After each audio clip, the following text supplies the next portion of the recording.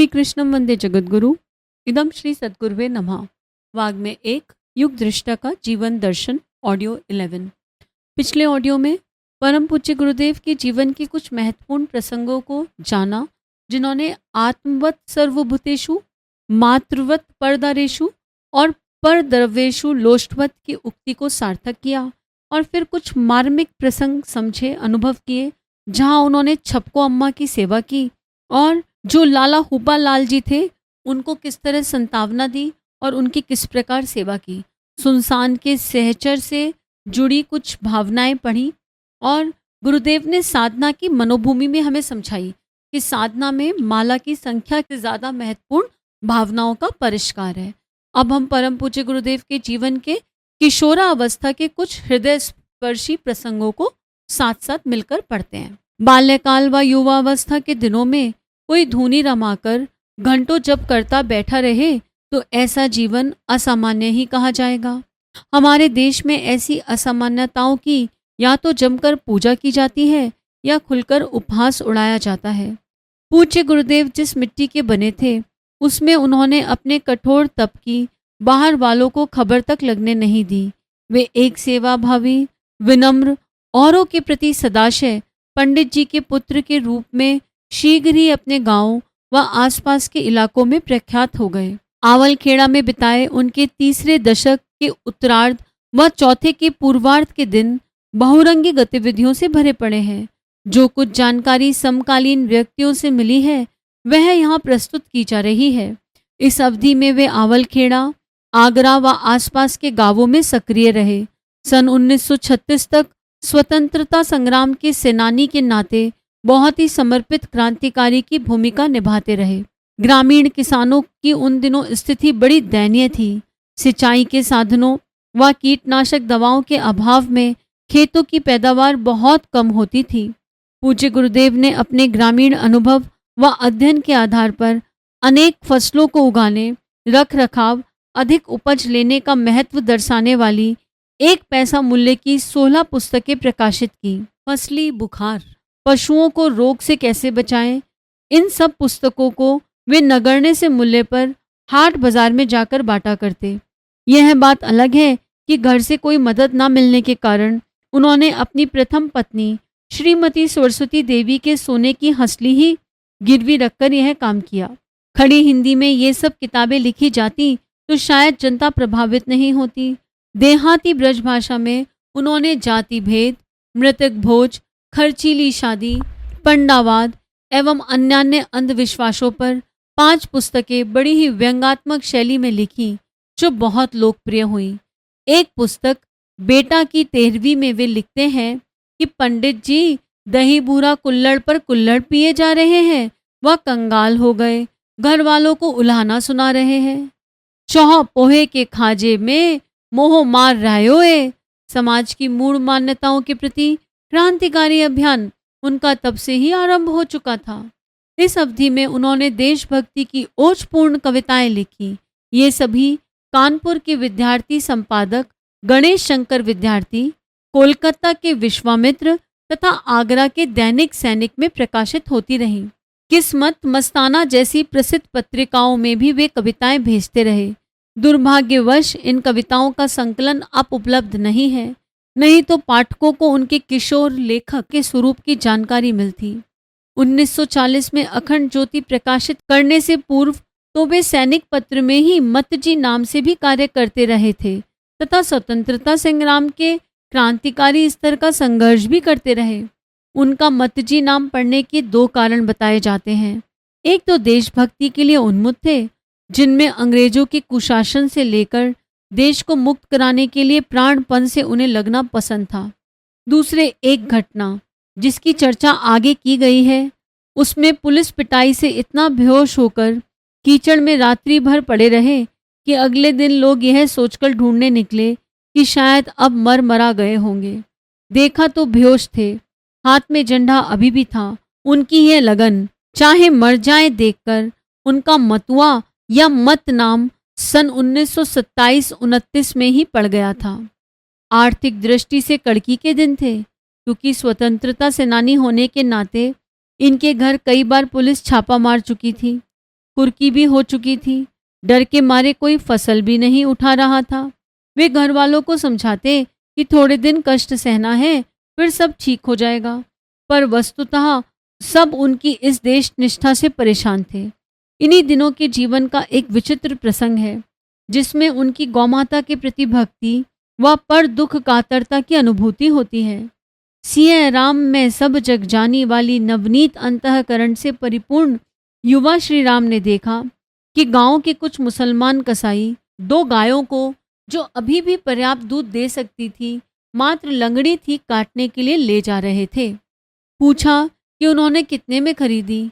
पता चला 28 रुपए में खरीदी है। सोचा क्या किया जाए, कहाँ से आए पैसे। तुरंत गांव के साहूकार गुलजारी के पास जाकर 35 रुपए उधार लिए। बैलगाड़ी किराए पर ली। घास के 2 बड़े बड़े गट्टर खरीदे। वह गायों को उठवाकर बैलगाड़ी पर रखवाया। दोनों बैलों के साथ स्वयं भी लगे। वह सुबह के चले देर रात तक हाथरस पहुंचकर वहां की गौशाला में गायों को पहुंचा दिया। अगले दिन बैलगाड़ी प्रातः लौटा दी। किराया चुकाया व 1 हफ्ते में सूद सहित कर्जा भी। अपना सब कुछ लगाकर भी जिसने 2 गायों को बचाया, उसके भविष्य को संभवतः सूक्ष्म जगत से देखने वाले देवतागण ही समझते थे, भले ही तत्कालीन नर्तनधारी व्यक्तियों ने इसका कोई मूल्यांकन ना किया हो। महिलाओं के बारे में उनका दृष्टिकोण बिल्कुल साफ था। वे जानते थे कि जब तक देश की आधी जनशक्ति नारी को ऊंचा नहीं उठाया गया, देश प्रगति नहीं कर सकता। इसके लिए नारी जागृति अभियान का शुभारंभ उन्होंने अपने घर से ही कर दिया था। अपनी माताजी को अक्षर ज्ञान का महत्व बताया, सुलेख कैसे लिखा जाए यह समझाया। धीरे धीरे वे अच्छा लिखने लगीं। दूसरे नंबर पर उन्होंने अपनी अर्धांगिनी को साक्षर बनाने का जिम्मा लिया। उन्होंने भी बड़े प्रतिरोध के बाद लिखना सीखना चालू किया। वह क्रमशः 2-3 बार तख्ती लिख लिख कर बताने लगी।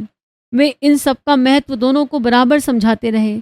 माँ को बताते कि आप रामायण पढ़ सकेंगी, पत्नी को बताते कि घर से चिट्ठी आएगी या वे लिखेंगी तो किससे पढ़वाएंगी। बात छोटी सी है, पर 30 के दशक में एक किशोर नारी साक्षरता की दिशा में इस सीमा तक सोच रहा था कि जग का सुधार अपने से ही करने का बीड़ा भी उठा चुका था। बाद में उन्होंने घर में एक प्रौढ़ पाठशाला आरंभ कर दी, जिसमें हिंदू मुस्लिम दोनों ही धर्म की महिलाएं आती व अक्षर ज्ञान तथा लोक व्यवहार का ज्ञान सीखती। बाद में मथुरा पहुंचने पर स्त्रियों को गायत्री अधिकार पुस्तक लिखने तक उन्होंने नारी जागरण की धूम पूरे भारत में मचा दी थी। एक बार गांव के साहूकार जी के घर में आग लग गई। वह पूरे घर में फैल गई।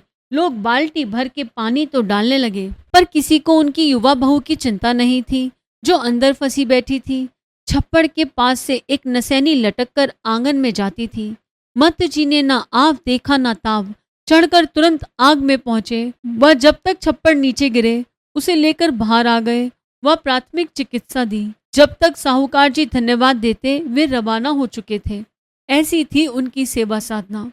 गुरुदेव की सेवा साधना के प्रसंगों को पढ़ते हुए एक स्व का अध्ययन हो रहा है और लग रहा है कितना गुरुदेव से सीखा जा सकता है, कितनी प्रेरणाएं उठाई जा सकती हैं।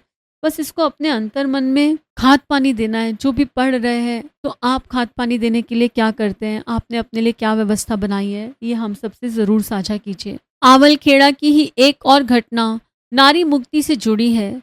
उस गांव की एक ब्राह्मण विधवा युवती किसी से गर्भवती हो गई।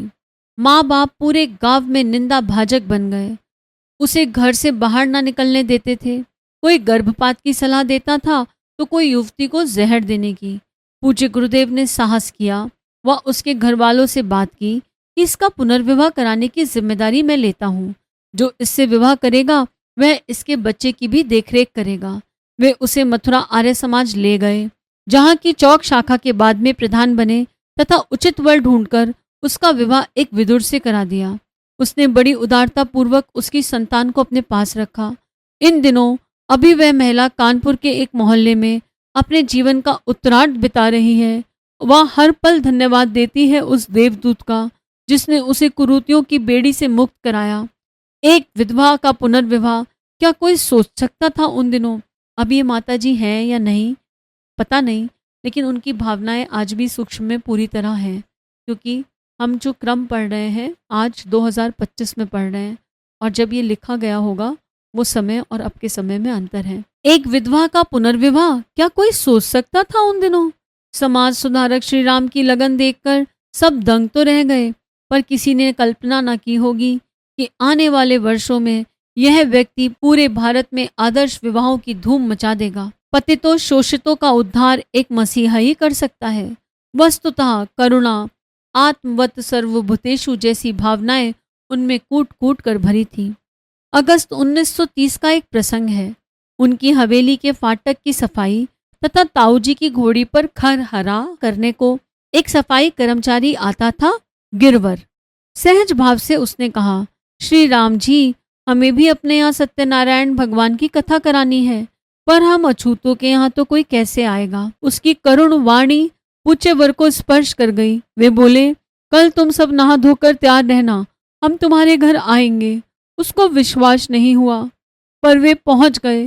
पोथी, हवन कुंड सामग्री, शंख, झालर व सजावट का सामान लेकर पूरे टोले के हरिजन एकत्र हो गए। पहले हवन हुआ, फिर सत्यनारायण कथा, इसके बाद शंखनाद, फिर प्रसाद बांटा गया। शंखनाद सुनकर गांव के ब्राह्मण व ठाकुर लठ लेकर हरिजनों के टोले की ओर दौड़ पड़े, पर तब तक श्री राम जी सारा सामान समेटकर बाजरे के खेतों में होते हुए भाग चुके थे। बाद में घर में अच्छी खासी डांट पड़ी। विनम्रता पूर्वक सब सुनकर उन्होंने कह दिया कि उसने तो मात्र हवन किया व कथा पढ़ी, ब्राह्मण का कार्य किया, इसमें गलत क्या है? कोई आखिर समझ कैसे पाता कि एक अवतारी क्रांतिकारी समाज सुधारक अगले दिनों सारी जाति, वर्ण, लिंग के व्यक्तियों को एकत्र कर विचार क्रांति के बीच बो रहा है। उसकी भूमिका का यह एक अध्याय भर है। वस्तुतः छोटे छोटे बाल्यकाल के घटनाक्रम ही महामानवों की प्रौढ़ अवस्था की नींव के पत्थर बनते हैं। उस समय भले ही उन्हें समझा ना जा रहा हो, पर समय अनुसार कालांतर में जब बीज परिपक्व होकर उर्वर भूमि पाकर अंकुरित, पल्लवित, पुष्पित होते हैं, तब उस वृक्ष को देखकर सभी हर्ष उल्लास से भर उठते हैं। विराट व्यक्तित्वों के साथ काल्पनिक गलत कथानक जोड़ने वालों की कोई कमी नहीं, पर जो वास्तविक घटनाएं हैं वे इतिहास पटल पर स्वर्णिम अक्षरों में अंकित होती हैं, स्मरणीय बन जाती हैं। वह जब यह गौरवपूर्ण इतिहास सारी मानव जाति के समक्ष आता है, तब सब कहते हैं कि हमें तो पहले ही लगता था कि वे ऐसा कुछ बनेंगे।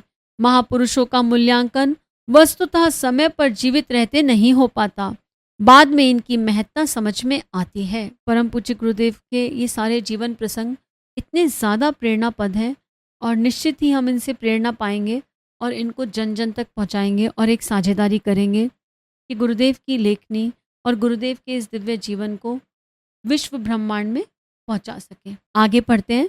परम पूज्य गुरुदेव का सत्याग्रही के रूप में कैसा स्वरूप रहा। सत्याग्रही के नाते एक जुझारू योद्धा श्री राममत। पूज्य गुरुदेव ने अवतारों की परिभाषा 3 प्रकार से की है। संत, सुधारक, शहीद। तीनों ही परिभाषाएं अपने में अनूठी हैं। एक विचित्र समन्वय यह है कि इस निष्कलंक प्रज्ञा अवतार में इन तीनों ही स्वरूपों का सम्मिश्रण समुचित अनुपात में मिलता है। संत हृदय नवनीत समाना, यह उक्ति उनके जीवन में सार्थक होती है। जब हम उनके बाल्यकाल के बाद के संस्मरण, इतना बड़ा गायत्री परिवार व उसके अभिभावक के रूप में अपनी अनुभूतियां लुटाते उन्हें पाते हैं। सुधारक तो वे जन्म से थे। इनकी चिंगारी तो आवल खेड़ा में ही दिखाई देती है, जब वे छुआछूत का भेदभाव दूर करने से लेकर महत रानी की सेवा व उसके टोले में पूजा पाठ करने तक का उपक्रम आरंभ कर देते हैं। शहीद अर्थात ऐसी लगन और निष्ठा कि देश, समाज, धर्म और कर्तव्य के प्रति अपनी कुर्बानी तक दे देने की ललक। उनके मार्गदर्शक ने उन्हें अपने महाअनुष्ठान में परिस्थितियों के अनुरूप समझौता कर वर्षों में कटौती कर लेने का संकेत कर दिया था। अतः वे उनके आदेश का पालन करते हुए स्वतंत्रता संग्राम में कूद पड़े। यह युग धर्म था। हजारों स्वयं सेवकों में एक भी ना जाता तो किसी का कोई क्या बिगाड़ लेता, किंतु प्रेरणा औरों को भी तो देनी थी। अतः सत्याग्रही बनने का सत्संकल्प पूरा करने के विचार को अमली स्वरूप दिया व वे घर से भाग खड़े हुए। जिन परिस्थितियों में वे भागे संभवतः औरों के साथ रही होती तो ना कर पाते। वे अपनी विधवा माँ के इकलौते बेटे थे। शादी हो चुकी थी। माँ चाहती थी कि वे भी पुरोताही करें, वह कुछ पिता की संपत्ति में अभिवृद्धि करें। ऐसे में कांग्रेस रूपी मौत के कुएं में कूदना आत्मघाती कदम ही था। सभी को भय था कि कहीं वे अब भाग ना जाएं, अतः घर पर ताले डाल दिए गए। वे घर से पानी भरा लोटा लेकर शौच के बहाने निकले एवं घर से 17 किलोमीटर दूर आगरा को गांव की ओर मुंह करके यह देखते हुए कि कोई पीछा तो नहीं कर रहा, चलते रहे। जब थोड़ी दूर निकल गए तब आगरा की ओर मुंह करके चलने लगे और 2 घंटे में आगरा पहुंचे। वहां वे अपने मित्र जगन प्रसाद जी रावत, ठाकुर उधम सिंह, ठाकुर गंगा सिंह दद्दू से मिले। चारों तरफ जनसंपर्क का माहौल बनाया एवं सभाओं में गरम उत्तेजक भाषण देकर स्वयं सेवकों की भर्ती चालू कर दी। मार्च अप्रैल 1931 में वीर भगत सिंह को फांसी लगते ही देश का वातावरण आक्रोश से भर उठा। सरफरोशी की तमन्ना अब हमारे दिल में है। इस तरह के भाव वाले देशभक्तों की भीड़ से जेलें भर गईं। उनमें से एक हमारे पूज्य गुरुदेव भी थे, जिन्हें सब श्री राम मत के नाम से जानते थे। कुछ दिन जेल की यातनाएं सहकर बाहर निकले। आवलखेड़ा के थाना आहरान के अंतर्गत एक कस्बा था, जारखी। सरकार ने वहां से जुलूस निकालने पर प्रतिबंध लगा दिया था। तिरंगा झंडा लेकर सरकार को चुनौती देकर निकलना एक दुस्साहसी का ही काम हो सकता है। जुलूस निकला, वंदे मातरम के नारे गूंज उठे। पुलिस ने डंडों से पिटाई चालू की। झंडा मत जी के हाथों में था। बेहोश होकर वे कीचड़ में गिर गए। वह पुलिस पीटती चली गई। प्रातः दांत बिछी स्थिति में उनके मित्र ने उन्हें कीचड़ के जोहर से निकाला। डॉक्टरों ने जब औजारों से मुंह खोला तो तिरंगे झंडे का टुकड़ा जो डंडे की मार से हाथ से छूट गया था, वह उनके मुंह में दांतों के बीच रखा था, वहीं फंसा पाया। यह स्थिति देखकर उनकी आजादी के प्रति यह लगन व उमंगे देखकर सब आश्चर्यचकित रह गए।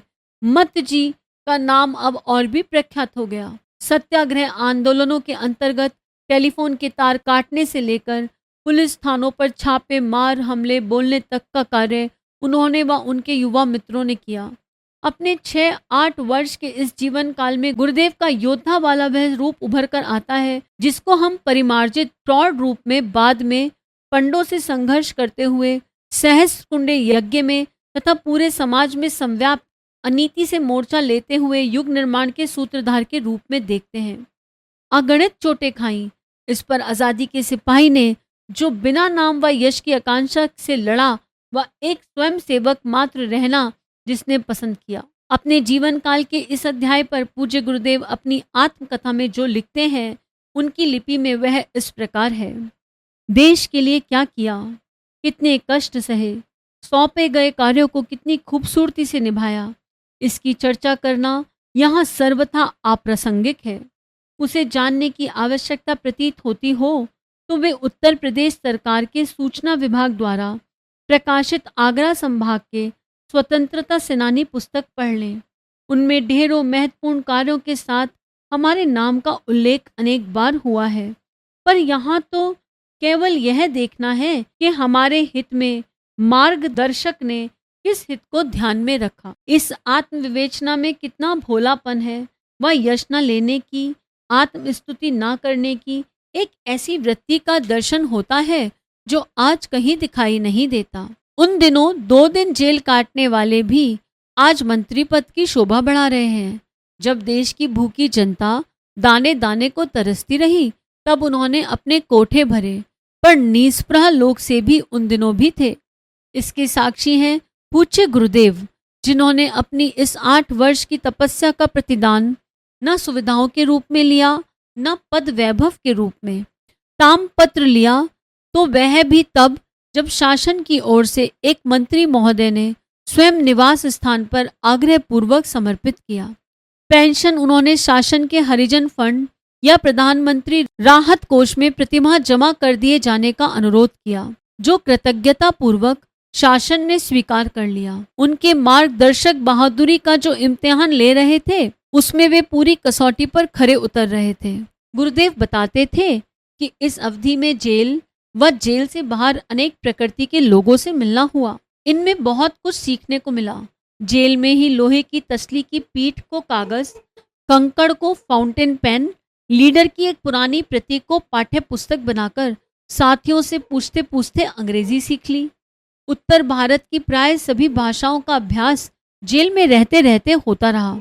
कई बार जिम्मेदारी के पद सौंपने के आग्रह हुए, पर उन्होंने सदा स्वयंसेवक ही बने रहने का अनुरोध किया। कभी किसी पद की चाह नहीं करी। केसकर साहब, जो बाद में प्रसारण मंत्री बने, उन्हें एक स्वयंसेवक की आवश्यकता थी। पालीवाल जी ने मत जी से एक ढूंढकर देने को कहा। उन्होंने स्वयं को प्रस्तुत किया। वह उनकी व्यक्तिगत देखभाल से लेकर आने वालों से मिलने तक, छापा मारने वाली पुलिस से उन्हें बचाकर पीछे के दरवाजे से रवाना करने, वह स्वयं को छद्म वेश में रख गिरफ्तारी से बचने के सारे नाटक उन्होंने किए। कांग्रेस उन दिनों गैरकानूनी था।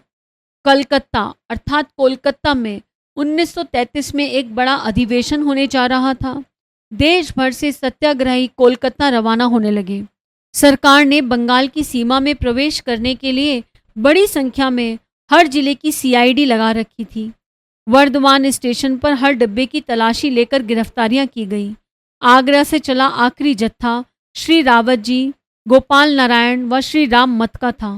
तीनों ने कई रेल बदली, पर अंततः आसनसोल स्टेशन पर आगरा के ही सब इंस्पेक्टर ने पहचान कर उतार लिया व उसी जेल में बंद कर दिया, जहां अन्य व्यक्तियों का आगमन थोड़ी देर में होना था। ये थे महामना मदन मोहन मालवीय, स्वर्गीय जवाहरलाल नेहरू जी की माता स्वरूप रानी, गांधी जी के बड़े पुत्र देवदास गांधी, रफ़ी अहमद किदवई, शोभालाल गुप्त, कन्हैयालाल खादीवाला, गोपीनाथ श्रीवास्तव इत्यादि। लगभग 2 सप्ताह तक बड़ी रौनक रही। मालवीय जी व माता स्वरूप रानी सबके साथ सगे बच्चों जैसा व्यवहार करते। जो कुछ मिलता मिल बांट कर खाते। शाम को सत्याग्रहियों को कबड्डी खिलाई जाती व फिर उपदेश परामर्श का क्रम चल पड़ता। एक दिन मालवीय जी ने कहा, यदि कांग्रेस को लोकप्रिय बनाना है तो हर घर से एक मुट्ठी अनाज या 1 पैसा संग्रह करना चाहिए, ताकि जनता यह समझे कि कांग्रेस हमारी है। औरों के गले यह परामर्श उतरा कि नहीं, किंतु बालक श्री राम मत को यह सूत्र समझ में आ गया। उन्होंने युग निर्माण योजना से लेकर गायत्री परिवार खड़ा करने तक इसी सूत्र को लोक व्यवहार में उतारा। परिणति स्वरूप मिली अपार जन श्रद्धा व प्रत्येक की घनिष्ठता आत्मीयता। करोड़ों की पूंजी से बने इस संगठन की प्रत्येक गतिविधि के मूल में अंशदान की है मूल वृत्ति आज भी जिंदा है।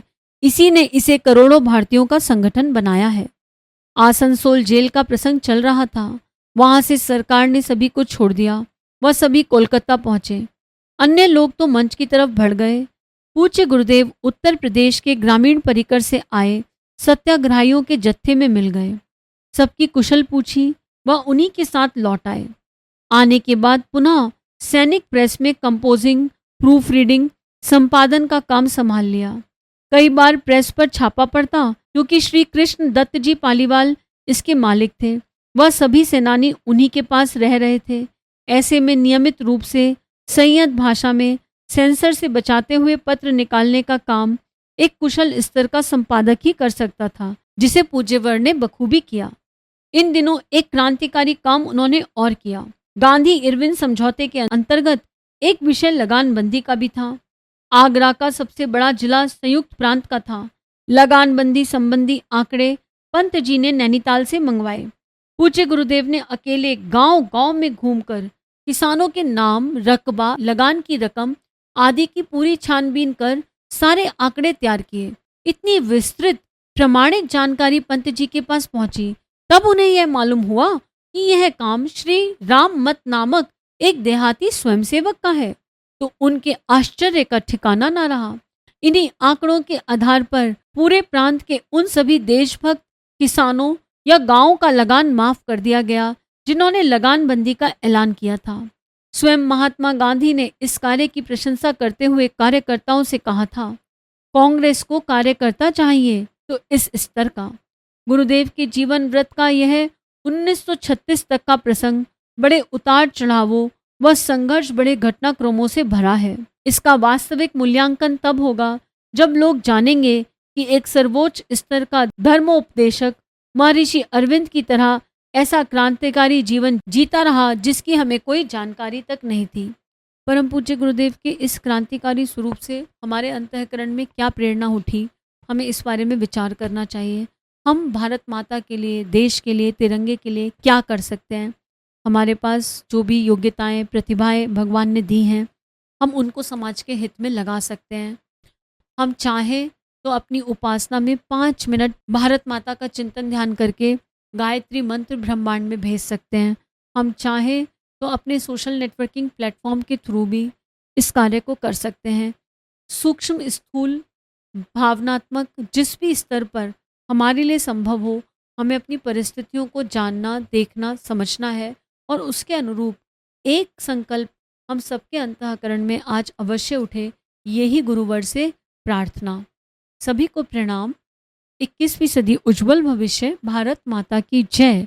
वंदे मातरम। वाङ्मय अर्थात साहित्य, शब्द, विचार और भावनाओं का दिव्य संग्रह। युग ऋषि पंडित श्री राम शर्मा आचार्य जी की इस धरोहर को ऑडियो रूप में सुनने के लिए चैनल को लाइक करें, सब्सक्राइब करें और नोटिफिकेशन ऑन करें। गुरुवाणी जन जन तक पहुँचाएं। हृदय से धन्यवाद।